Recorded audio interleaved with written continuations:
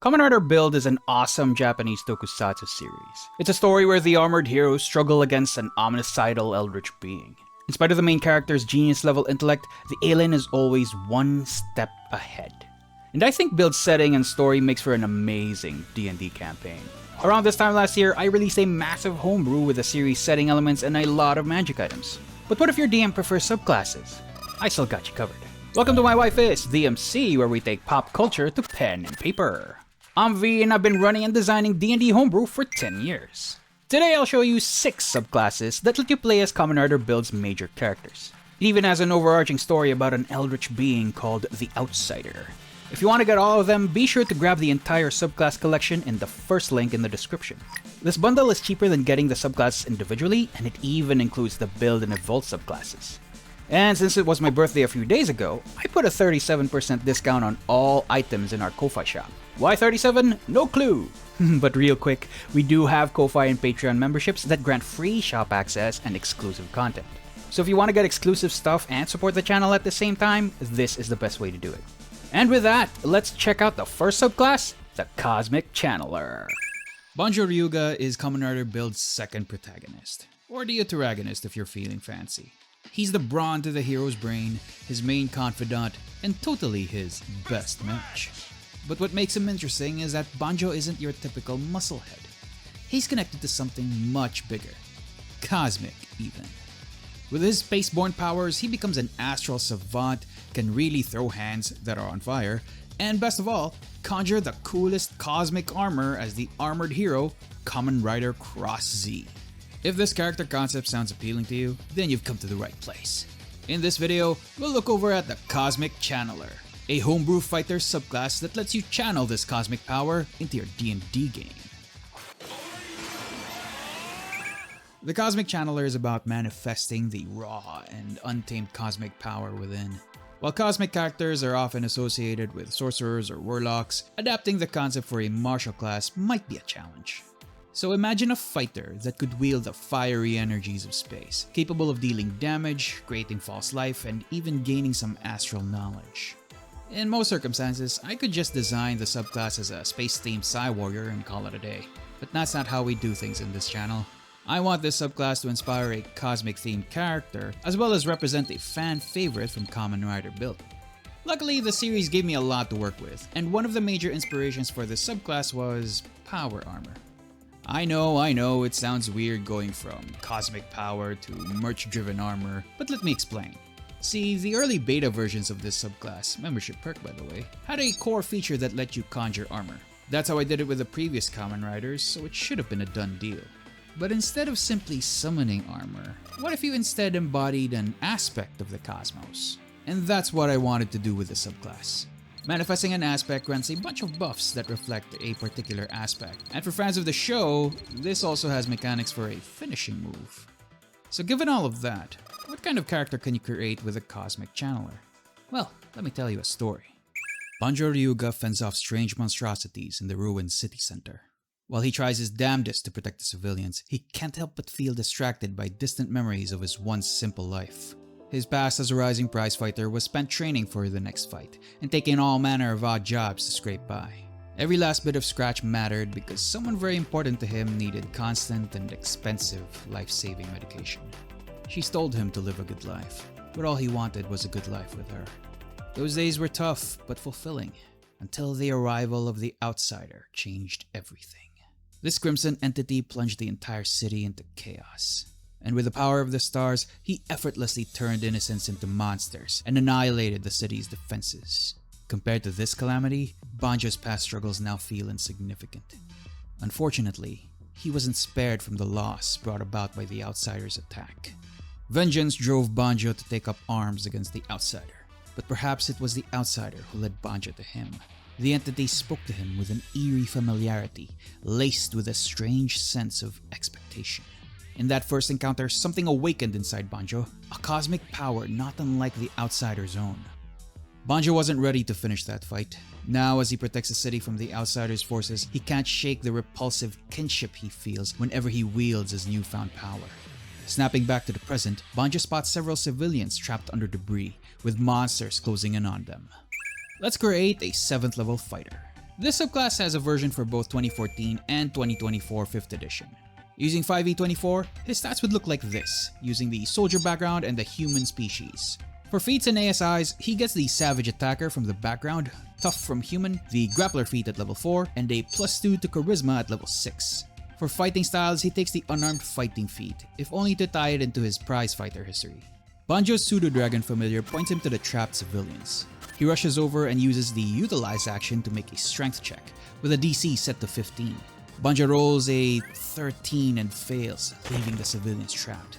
If he were a regular human at least. While his physical strength may fail him, his cosmic power picks up the slack, as astral flames begin to surround his arms and legs. He uses cosmic strength to add 1d6 to the check, and succeeds with a roll of 3. The civilians are not out of the woods yet, as the Outsider's minions are fast approaching. Banjo knows he's in for a fight and manifests his cosmic aspect as part of rolling initiative. Banjo chooses the Nebula aspect for a relatively low strain on his body, manifesting a dragon-like solid shell of protection around him. As his aspect fully manifests, he conjures a battle axe to slow down the approaching creatures. Banjo swings at the closest monster and knocking it on its back with a heavy hit. In spite of the blow, he feels resistance against its tough hide, reducing the damage.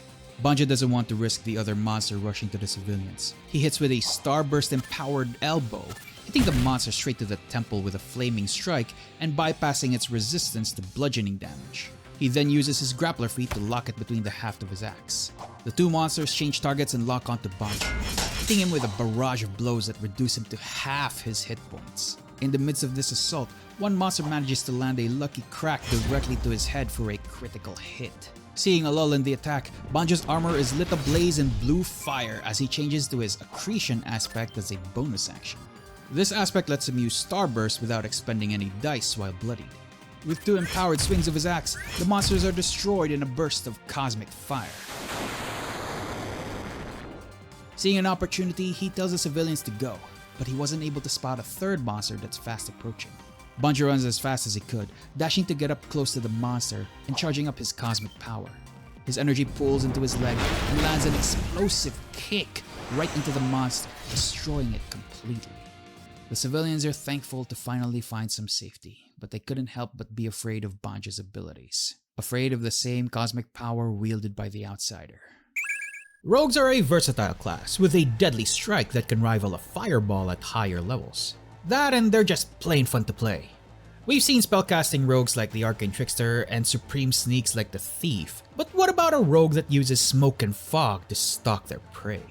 Sure, you could flavor an Arcane Trickster to use Fog Cloud, or have a Thief take Magic Initiate to get the spell. But what if we created a rogue that fully synergizes with Mist and Fog? It even comes with a cool Mist transformation. In this video, we'll craft a new character using the Mistwalker subclass, a roguish archetype that vanishes into a shroud of mist to stalk their marks. We'll also give a sample backstory to inspire your Mistwalker character. And, if you stick around to the end, you even get an action-packed playtest of its core features. Hopefully Hironobu Sakaguchi's lawyers don't notice. The Mistwalker subclass is inspired by Himuro Gentoku from Kamen Rider Build. Gentoku starts out as the big bad of the first few arcs of the show, working in the shadows to claim the almighty powers of Pandora's box. He eventually goes through a major redemption story, but that part will have to wait for another video. In the show, he transforms into a Kamen Rider-ish warrior named Night Rogue, who blends stealth, smoke, and striking power. For fans of the show, note that I'll be using elements from Gentoku's story, but do expect that I'll be changing up a few things here and there to align with the usual conventions of a D&D character. So, is everybody comfy at the table? Let's take pop culture to pen and paper with today's Husbando Homebrew, the Mistwalker. Mist match.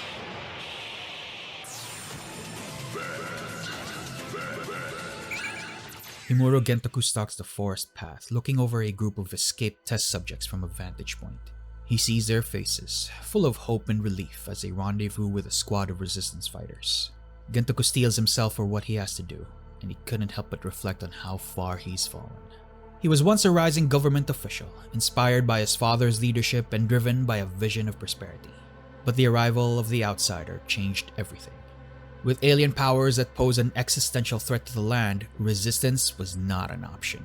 To save his people, Gentoku made the hard decision and bends the knee.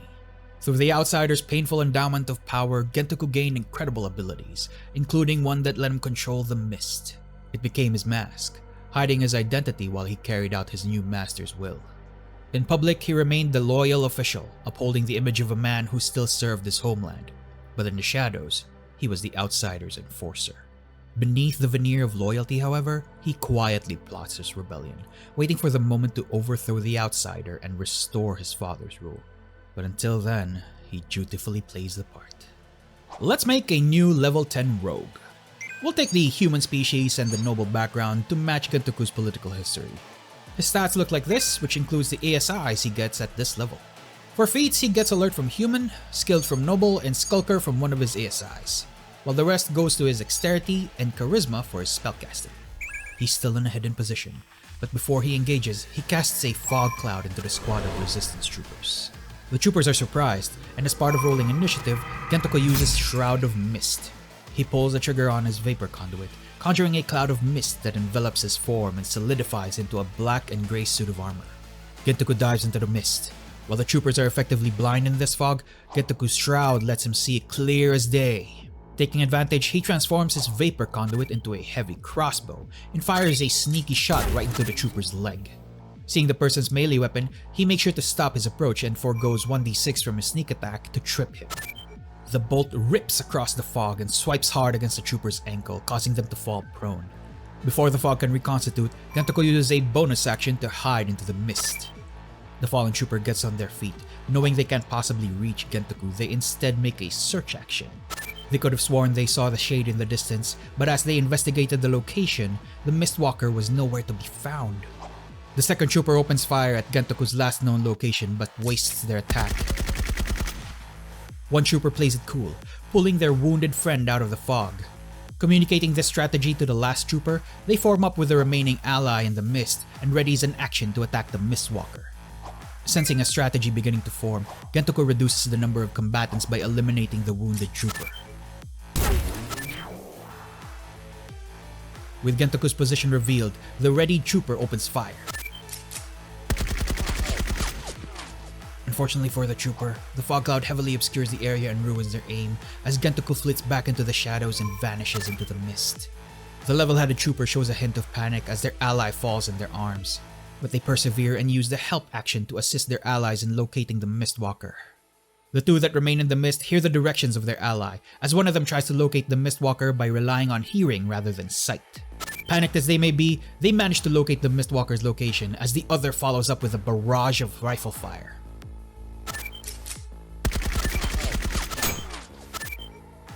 The troopers see a bullet cut through the fog and swipe the faceplate of the Mistwalker.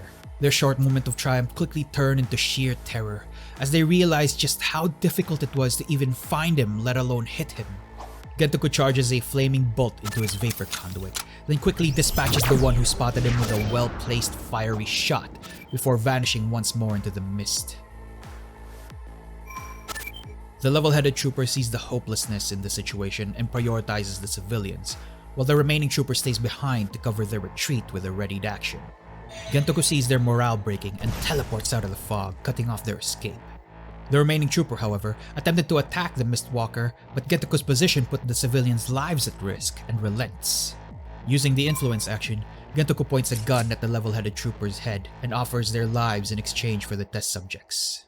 In spite of the trooper's helmet, Gentoku knows that hopelessness all too well. He sees their will breaking down in the face of death as they order their subordinate to collect the fallen and retreat. But before Gentoku could complete his mission, another figure emerges from the forest. A known force among the resistance, one the outsider had been watching closely. Gentoku clenched his weapon. His mission wasn't over yet. Playing as a fighter in D&D tends to be repetitive in combat. You mostly attack with your weapon, or sometimes attack more times than you usually can. And while that can still be fun, I think it can be made funner by bringing your character's motivations into the heat of battle. Because today we'll be talking about the Machine Heart subclass. This is my homebrew creation that turns your passion into strength, as long as it doesn't burn you out from the inside first.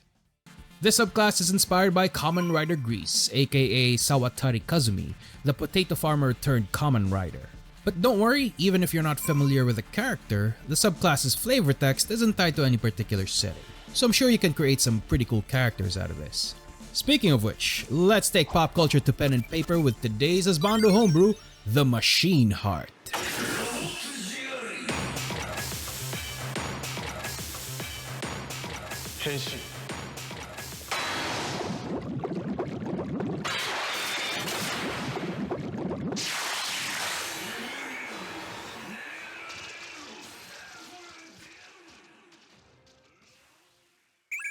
For this video, let's make a level 8 fighter with the unarmed fighting feat. In the series, Sawatari Kazumi is literally a farmer, so we'll take that background along with the human species. For feats, let's take Savage Attacker from Human, while the rest of your ASIs go to Strength and Charisma. But a character isn't much fun to play without a cool backstory, so let's see what we can work with. The character concept of the Machine Heart is a fighter who mixes the mechanical precision of the lawful planes with the raw and chaotic power of their emotions. While I did write quote-unquote lawful planes, it's meant to be any source of power that operates on law and order, even non-magical ones like a military force. So what are some quick character concepts you can make out of this? How about a warforged built-in mechanist that gained emotions? Or an illithid outcast who merged the strength of their independence with the lingering hive mind connection? Side note, apparently there are martial illithids called illithid body tamers who focus on martial mastery. They're basically Psy warriors with tentacles. For this video though, let's make a grounded backstory for our Machine Heart character. Sawatari Kazumi is walking away from a silent battlefield, the aftermath of a border skirmish littered with fallen soldiers from the enemy region. He should feel relieved, but he doesn't. The enemy cavalry arrives too late, just as it always does. He exhales and looks ahead, already moving towards the next fight. Life was much simpler a decade ago. Kazumi was just a simple landowner who worked the fields alongside farmers who had become his family. His worries were simple: the soil, the weather, the harvest. Then, the outsider arrived. The epicenter of the entity's invasion was far from his region, but the devastation that led to the fracturing of the nation into 3 landmasses was felt everywhere. Peaceful nations became bitter enemies in the span of days, as the disparate nations fought for dwindling resources. While Kazumi wanted no part in the war, he needed to protect his people. Because his farm, unfortunately, was one of the last fertile lands in this fractured nation, and was a prime target for occupation. But rather than risk the lives of his people, he instead stepped forward for the government's draft. He let them experiment on him, turning his body into something more than human. The golden champion of his homeland, a warrior, a weapon. This was worth it, he'd tell himself. But he knows he's a fool for thinking his fight would eventually end, because as long as the outsider stays in power, this war will rage on for that sick entity's entertainment. Until then, however, he has a farm to protect. Welcome to the action cam! We've got the Machine Heart Sawatari Kazumi versus a squad of 4 enemy soldiers. 2 soldiers are within 30 feet of him, while the commander and 1 other soldier stays in the back at 40 feet away. Now, one of the core features of the Machine Heart is Aspect of the Machine. This grants a bunch of buffs and bonuses like an AC bonus and an unarmed strike buff. But you don't want to get caught with your pants down while the DM starts to throw dice, so as part of rolling initiative, you manifest your machine aspect. This interacts with your other core features, and we'll get to that real quick. For now, here's the initiative order.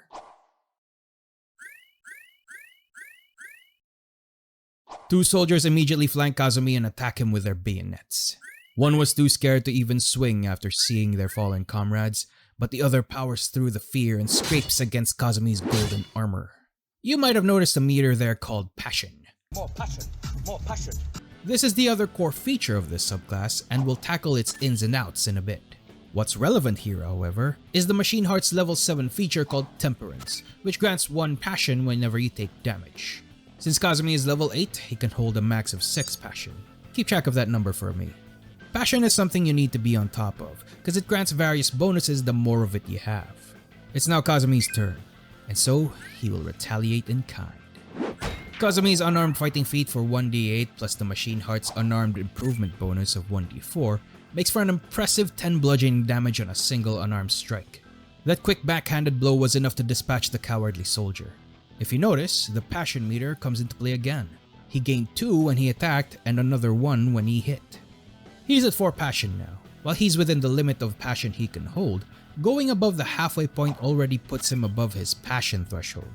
And this is where the fun begins. Kazumi hits the other soldier with a 15, and the machine aspect's unarmed strike bonus turns that 1d4 into 1d6 since Kazumi is now above his passion threshold. Also, did you notice that attack bonus changing from +8 to +9? That's cause at 3 points above his passion threshold, he gets a +1 bonus to his attack rolls. The second soldier was about to defend against Kazumi's strike, but the farmer turned soldier is now fired up, breaking through their defenses and knocking them out cold. Kazumi sees the other two soldiers about to make a hasty retreat. Regular fighters normally have trouble catching up at this distance, but the Machine Heart fighters gain more bonuses the higher they are above their passion threshold. More footwork, more footwork, more footwork. At 2 points above his threshold, he gets a speed buff, letting him reach the two soldiers before they could escape. Panicked as they may be, the remaining soldiers flank Kazumi to try and take him down. The commander makes 3 attacks, while the subordinate makes 2.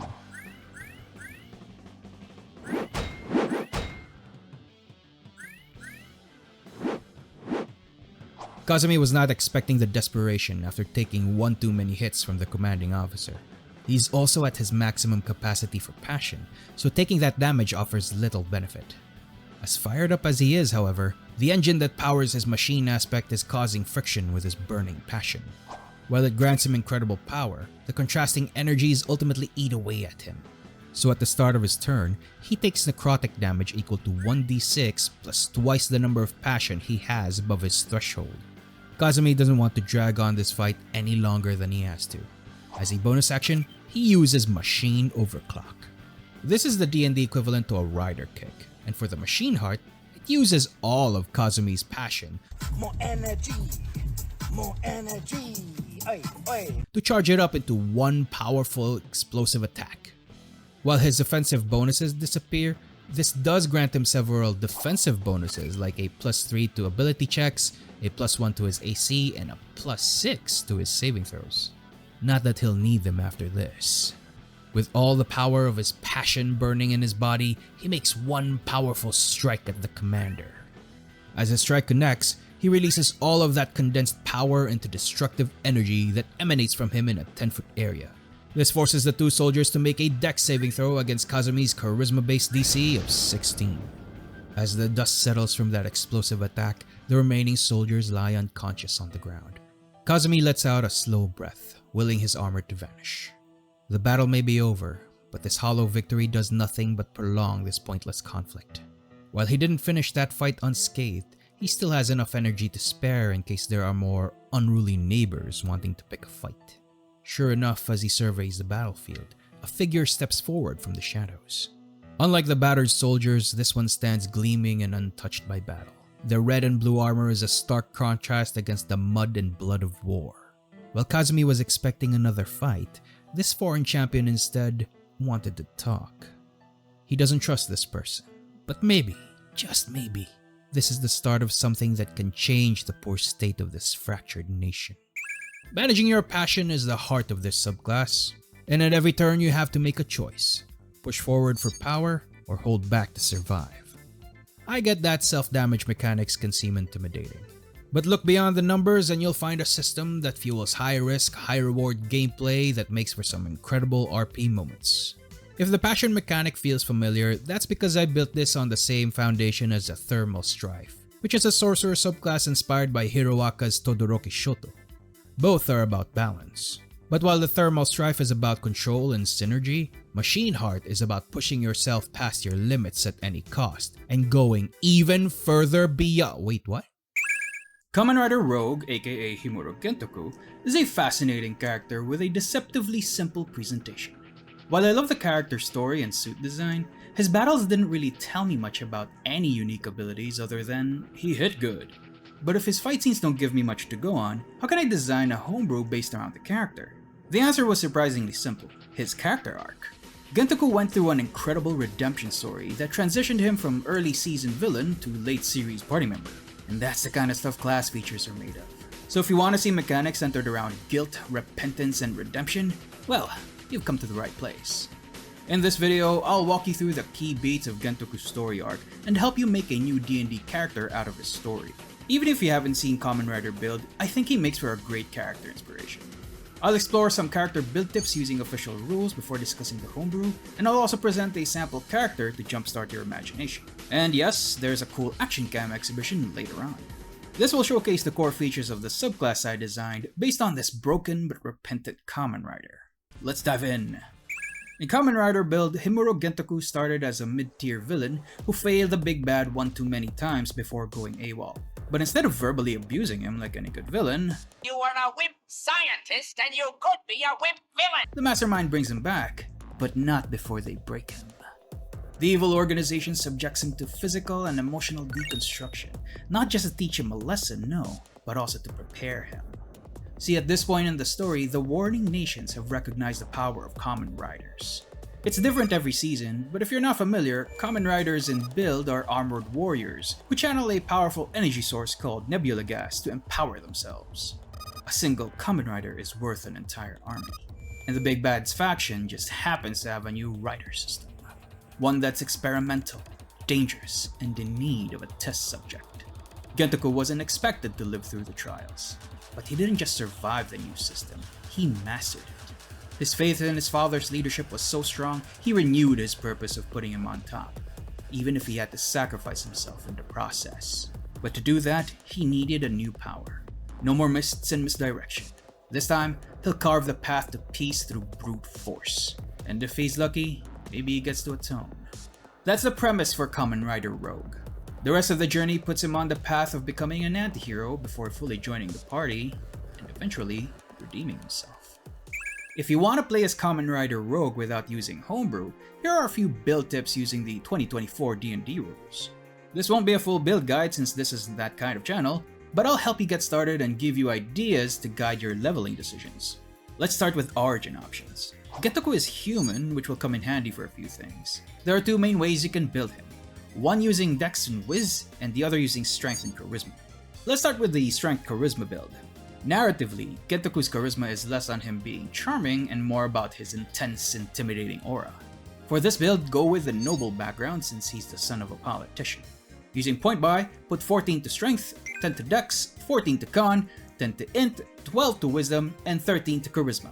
Using them background bonuses, put +2 to Strength and +1 to Charisma, bumping them up to 16 and 14 respectively. Skills are flexible, but Intimidation and Athletics fit well, especially since his capture hardened him as a person. The human species also grants a free origin feat, and I would recommend Magic Initiate. Cantrips are flexible, but Elementalism and Firebolt works since he's shown to have some elemental abilities as a Kamen Rider. The real reason I'm recommending Magic Initiate is for Mage Armor. That's your quote-unquote transformation into his Kamen Rider form. For the class, Paladin is a strong start, taking the unarmed fighting style at level 2 to express Gentoku's martial arts. The tricky part is choosing the subclass. I know there's an Oath of Redemption Paladin from 2017's Xanathar's Guide, but the subclass's protection focus doesn't really line up with Gentoku's character. Devotion doesn't fit very well either, since he doesn't care much for chivalry and honor. I think the best Paladin subclass for him is Vengeance. The tenets of vengeance don't match him at first, but as he finds redemption, he starts fighting to right injustices and shows no mercy to the wicked. So that's the charisma route. There's another way to build Gentoku, and that's as a dexterity/wisdom based character. After all, his time as a lab rat gave him perspective, introspection. So let's go back to those origin options. For this route, take the scribe background, which fits both narratively and mechanically, since Gentoku was a government official once before everything went south. For stats, put 10 to Strength this time, and 14 to Dex. Then put 13 to Wisdom, 12 to Charisma, and keep Con at 14 and Int at 10. From the background bonuses, add +2 to Dexterity and +1 to Wisdom, bumping them up to 16 and 14 respectively. For class selection, Monk is a perfect fit here. It captures his martial arts ability pretty well, while giving you the tools to reflect his "he hit good" energy. But with the Monk's unarmored defense, Mage Armor suddenly becomes redundant. But I think Magic Initiate still works to simulate the Kamen Rider transformation. We just need different spells. So for this build, let's look at the Cleric list to get either the Bless or Shield of Faith spell. For cantrips, Thaumaturgy is a fun choice, and you can't go wrong with Guidance. Subclass choice is pretty flexible. Open Hand fits his simple but ferocious fighting style. But if you want to show off his elemental finishers without losing the hand-to-hand feel, go with the Element subclass. Thematically, Mercy fits surprisingly well with his narrative arc of harming others before finding healing in himself. Coming up next is the Homebrew subclass, and I hope you stick around for that. But if you're only here for the official build tips, then I hope you leave a like and have a pleasant day, because this is where we part ways. If you decide to stick around, well, first off, thank you. And second, are you comfy at that table? Let's take pop culture to pen and paper with today's Husbando Homebrew, the Warrior of Repentance.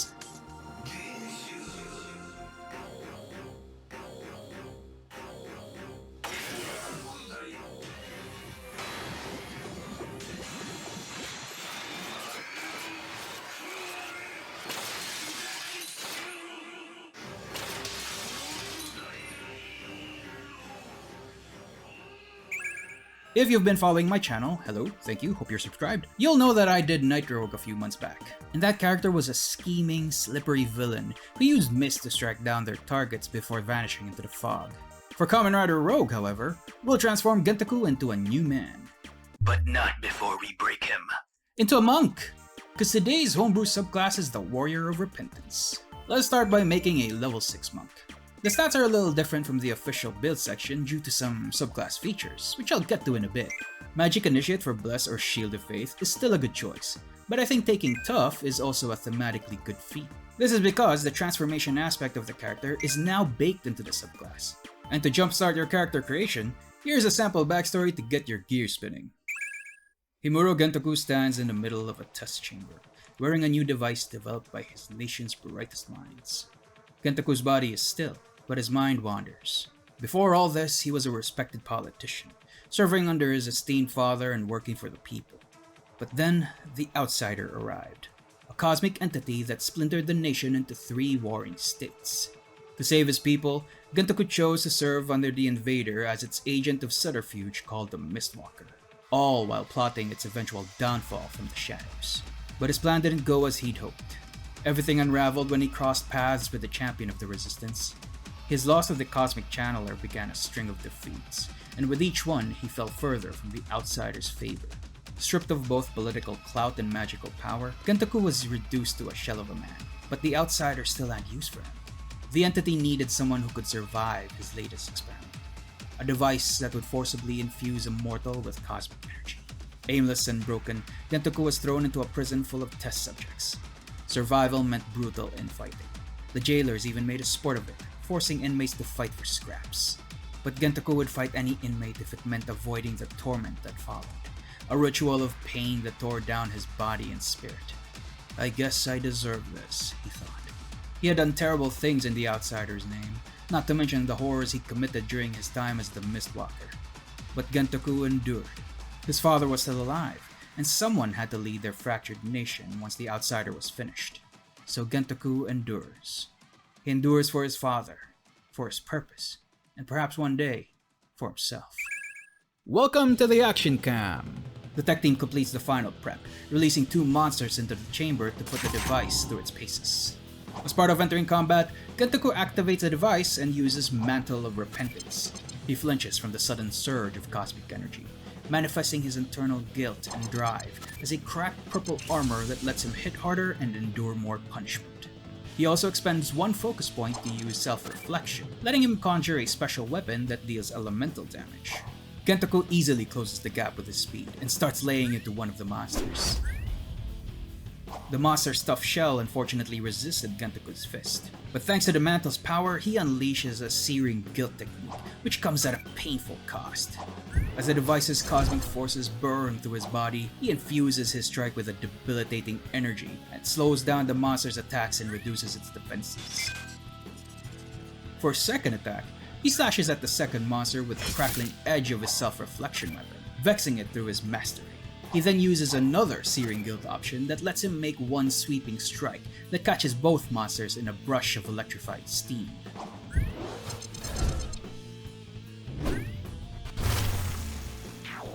One monster remains, so Gentaku goes on the offensive using Patient Defense. As part of the scene bonus action, his Mantle of Repentance takes more of his vitality to renew its defensive barrier. The second monster retaliated with reckless abandon, but couldn't get past Gentoku's airtight defenses. As a clubbed fist whistles past Gentoku's head, he quickly snaps back with a powerful kick. With his foot firmly planted on the creature's torso, he channels the mantle's power once more and uses another searing guilt option. The cosmic energy eats away at him once more, but returns it onto the monster in the form of translucent jaws that dig into its metallic frame. A slow clap echoes throughout the test chamber, as embers of the expired monsters crackle in the air. Coming out of the shadows is the outsider and the relative flesh. Pleased with the results, it tells Gentoku to prepare for his ultimate purpose, a battle against a united resistance force with a new champion leading the charge. Kiryu Sento is an artificer who can adapt to any fight. He's the titular character from Toei's tokusatsu show, Kamen Rider Build. Using trinkets called full bottles, he has around 900 potential forms and a clear answer to any dangerous situation. And I want that. I want a subclass that has that level of freedom and flexibility. I want a character that can confidently face whatever I throw at them and say, I got this. And somehow, I want this to be balanced enough for DMs to accept them at their tables. This is a big one because it went through a lot of revisions and 2 major overhauls and, well, it was a journey. So let's see if I manage to make a satisfying subclass for any D&D player, even for those not familiar with the show. Because in this video, I'll give you the building blocks on how to create him using official rules. Then, I'll showcase the new Artificer subclass I designed by playtesting it using the Action Cam. And if you haven't seen the show yet, I'll give you a sample backstory for a setting-agnostic character inspired by Kiryu Sento. So, we're nearing the end of the Kamen Rider Build series of videos. If you're new here and you don't know what I'm talking about, I've been making subclasses based on the major characters from that series. But even if you're not familiar with the series, I still think you can get a character inspiration, a build concept, or even a new series to watch from this video. So let's start with today's character, Kiryu Sento. He's the amnesiac yet brilliant, if self-centered, protagonist from Kamen Rider Build, and probably the second smartest character in the series. Second only to the main bad guy. The series gets really intense, mostly because of the villain's multi-layered machinations, and Sento is the only guy who's almost smart enough to foil his plans. But the series really puts Sento through the ringer. He loses his memories, gets PTSD, and at one point even loses himself. But in spite of all this, he still pushes through and comes out on top, or comes out of the other side of a new universe. Character drama aside, this is still a fighting series for kids. And Sento's main weapon to fight evil is the Build Driver. To Toei, this is merch, but to the fans, this is everything. With it, he can conjure a suit of power armor using 2 opposing forces called full bottles. It grants him the abilities of flight, claws, firearms, or cell phones. This is a cell phone! And that's what we're gonna try to build today. First, let's go with the official rules.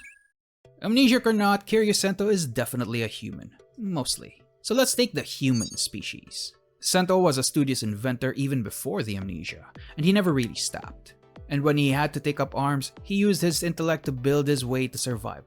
For background, let's take Artisan. Using point buy, his stats at level 1 look like this, with the background bonuses going to intelligence and dexterity. Now the human species adds another origin feat, and I'll get to that in a bit. But first, let's discuss the class and subclass. For class, Artificer is a sure fit.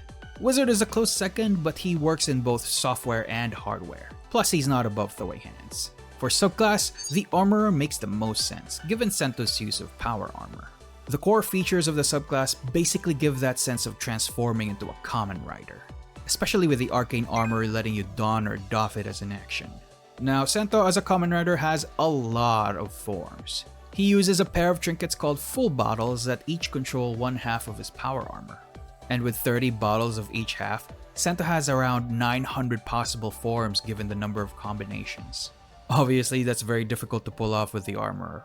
Even with the different armor models, it takes an entire short rest to change it. So how do we simulate his multiple forms? We do it with spells! The Armorer already has a good list of spells like Mirror Image, while the Artificer itself has access to stuff like Jump or Longstrider. So remember the human origin feat I mentioned a while ago? You can take Sento's character fantasy further by taking the Magic Initiate feat to get the Shield of Faith spell from the Cleric list. take Keen Mind as your level 4 feat, and focus on maxing Intelligence and Constitution when you hit higher levels. I'll end the official rules here since my intention was to give you a starting point. If you're not too much into homebrew, then I hope you leave a like and have a pleasant day, cause this is where we part ways. But if you're interested in taking Kiryusento's character fantasy beyond the official rules, well, are you comfy at the table? Let's take pop culture to pen and paper with today's Husbando Homebrew, the Synthesis Weaver.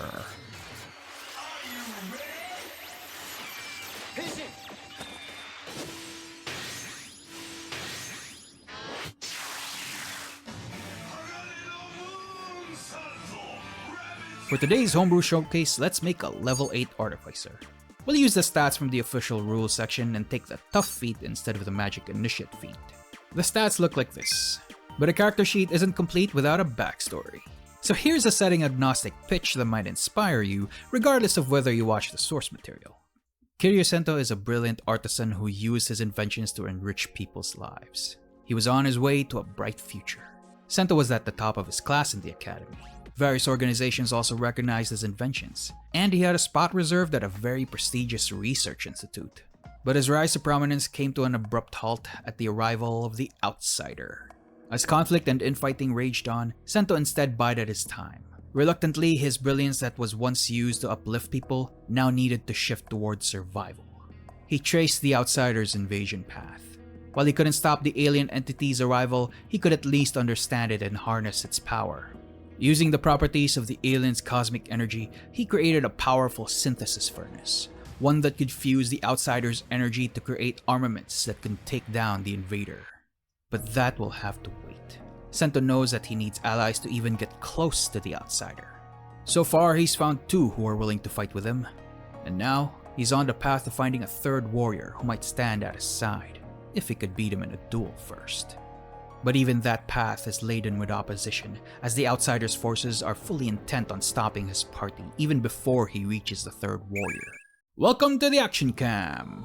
The outsider's monsters have been thinned thanks to the help of his allies, but a few still stand in Sento's way.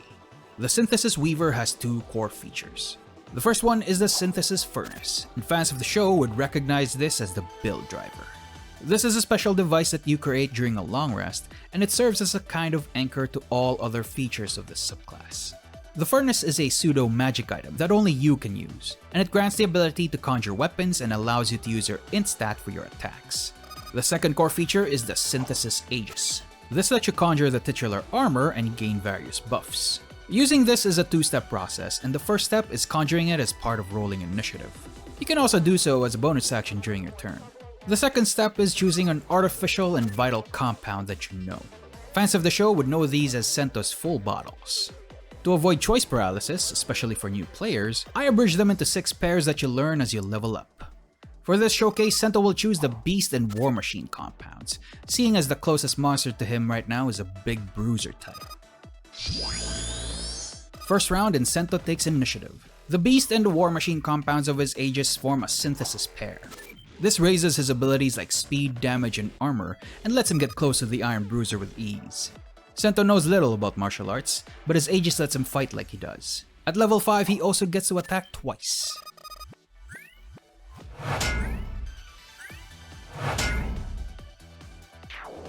The Bruiser goes down quickly after taking 2 powerful blows, but the fight is only beginning. In Sento's experience, the Flying One tends to unleash damaging spells, so he uses a bonus action and switches his Aegis to the Marvel and Mythical compounds. These are especially effective against spellcasters. The Flying One swoops in a little closer, but maintains distance in the air. With a flap of its wings, it casts the Shatter spell on Sento. The Synthesis Weaver passed that saving throw thanks to the Marvel Compounds bonus. This also increases his AC by 2 thanks to the Mythical Compounds effect, granting Sento a total AC of 21 thanks to the Synthesis pair effect as well. From the backlines comes a robotic creature with a machine gun for an arm, hailing down a rain of bullets in Sento's direction.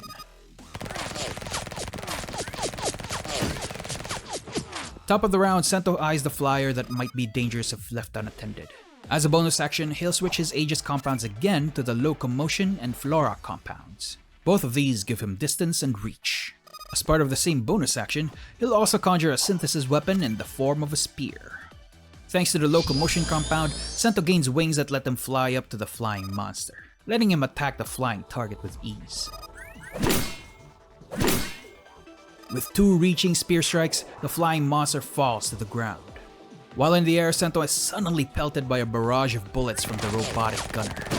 Still in midair, Sento uses Compound Switch to go back to his War Machine and Beast compounds. But this time, he expends a level 1 spell slot and adds the Lustrous Catalyst, which adds even more powers to his Aegis, including 8 temporary hit points. And finally, as part of the same bonus action, he uses Sparkling Fold and teleports right next to the ranged monster and begins his unarmed assault.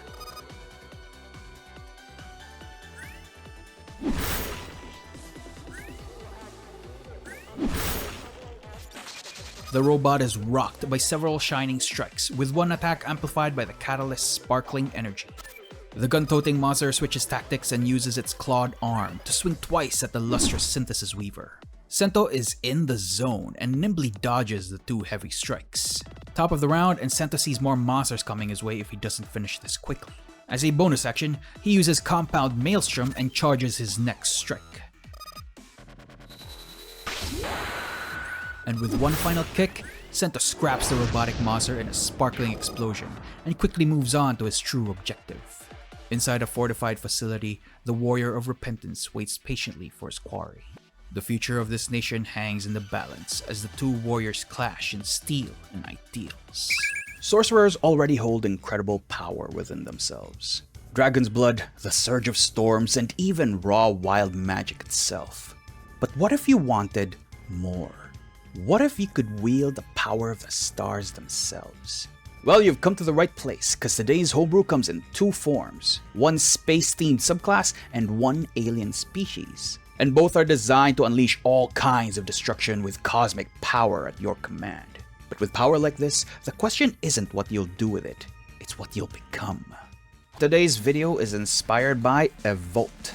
Evolt is the ruthless mastermind and final boss of the 2017 tokusatsu series, Kamen Rider Build. And he's one of the most dangerous villains in the entire franchise. He's the one who broke many a hero's resolve, manipulated people to turn against each other, and orchestrated the downfall of nations, all for his own entertainment. But don't worry, you don't need to know anything about Kamen Rider to enjoy this subclass, because the homebrew's themes of destruction and ruin tell their own story, specifically yours. So if you've got fantasies of playing as a big bad, well, are you comfy at the table? Let's take pop culture to pen and paper with today's Husbando Homebrew, Ruinous Sorcery, and Astral Blood.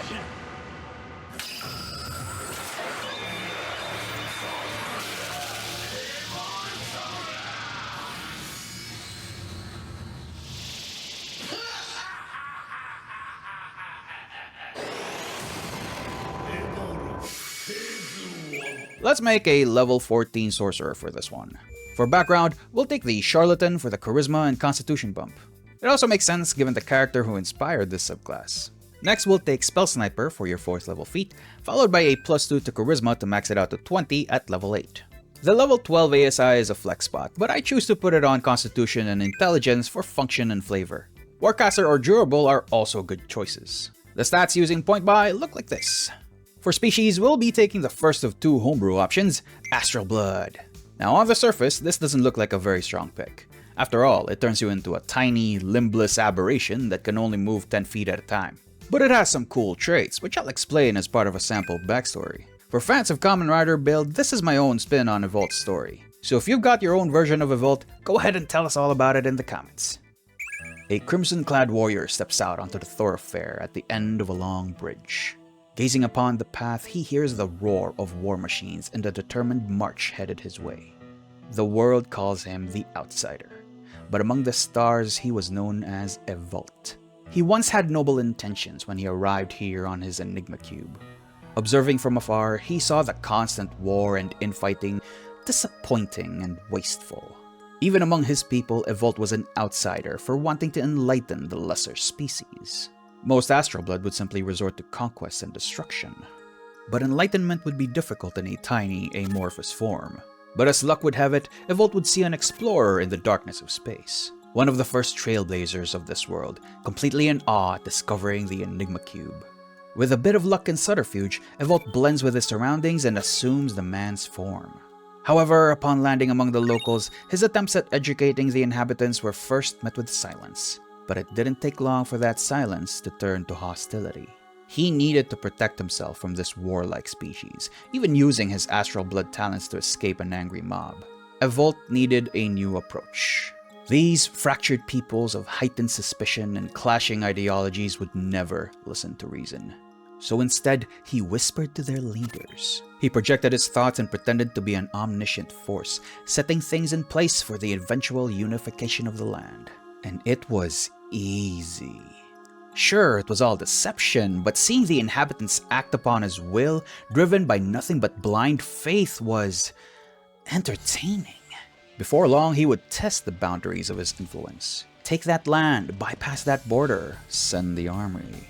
A single word of his brought down entire nations, and their leaders were none the wiser. But eventually, the cracks began to show. Leaders would question his wisdom, if not outright disobey his commands.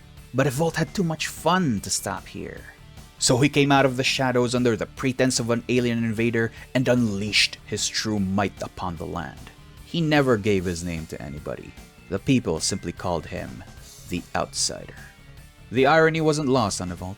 After years of torment under his heel, the people finally sought unity to take him down.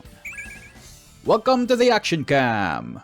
The vanguard of the United Resistance Front arrives with a squad of 5 soldiers and 2 massive bipedal mechs.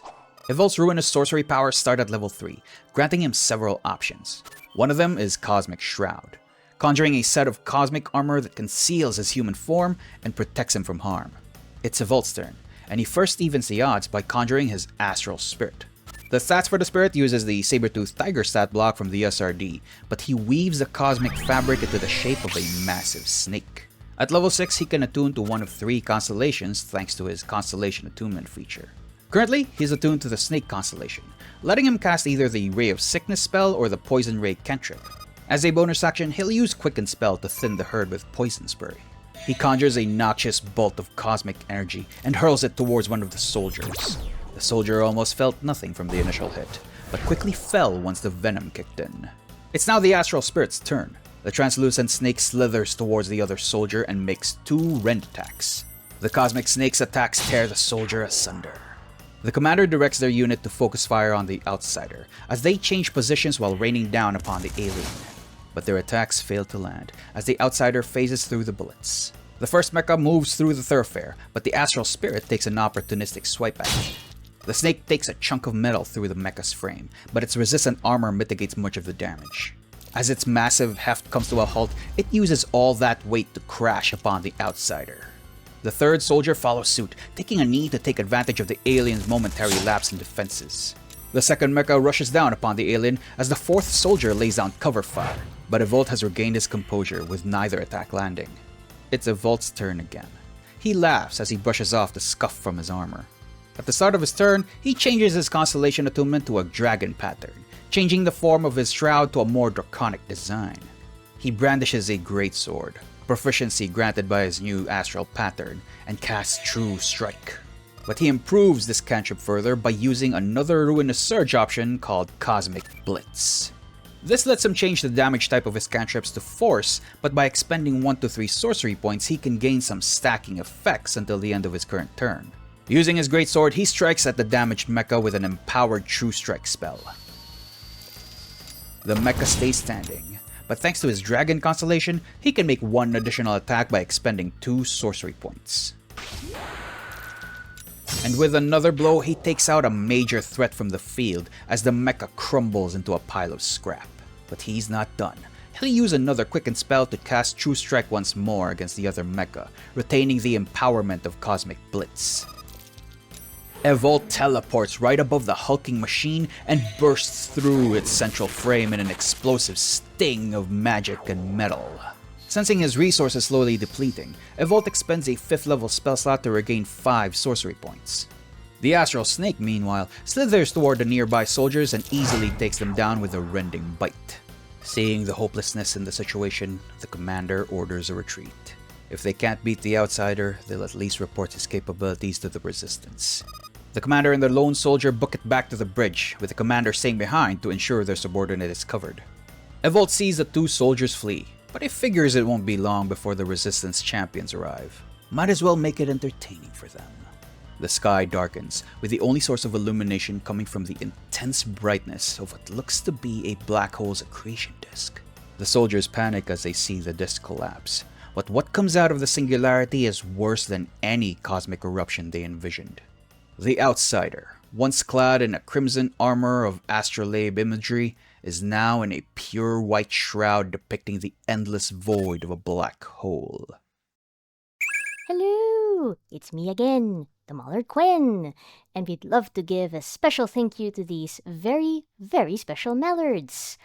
Mr. Phantom, Gamer Gaming, Storm Starshine, Yggdrasil 88, Bryant LW, Coinop 1989, KV, Piku, and Cosplay Battle. Everyone also give a warm round of applause for our new member, Angelo Aureliana.